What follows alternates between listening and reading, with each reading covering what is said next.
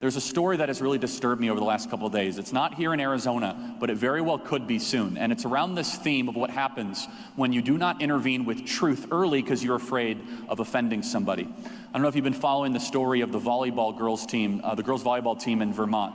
It's very, very instructive. So there is an all-girl volleyball team in Vermont where an individual who claimed to be a woman, a man who thinks he's a woman, comes and says, I want to participate on this volleyball team. Vermont, being Vermont, they said, sure, why not? And they allowed it, that to happen. The individual then was granted access to the locker room to change alongside other girls, and people said nothing, right? Or, just kind of little musings or rumblings.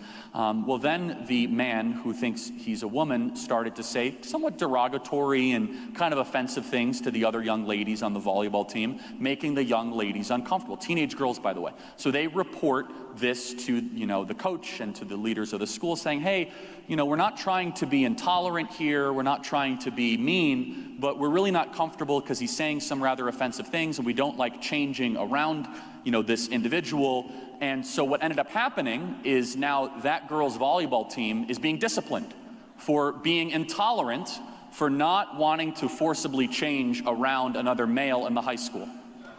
Now, this is you could check it out yourself. It's a huge story where they are facing disciplinary action for what basically they're describing as, being bigoted towards a trans person. And isn't that interesting how this marks in sequential steps? Where first they say, hey, you must tolerate something, then you must accept something, then you must celebrate that something, and then you must participate in that something. And it's so shocking, isn't it? Because some people say, oh, come on, what's the big deal of just tolerating the fact that men can participate in female sports? Well, despite the fact that it is not fair and it's cheating and it's wrong, that aside, now all of a sudden the new standard being set in Vermont, this is what happens when you do not fight early for truth, when you're afraid of people, being offended by what you have to say, is the new standard that is being set is that you could very well face disciplinary action. You could get in trouble if you dare not want to change around another man as a woman, as an athlete in Vermont. And I know what a lot of you are probably thinking.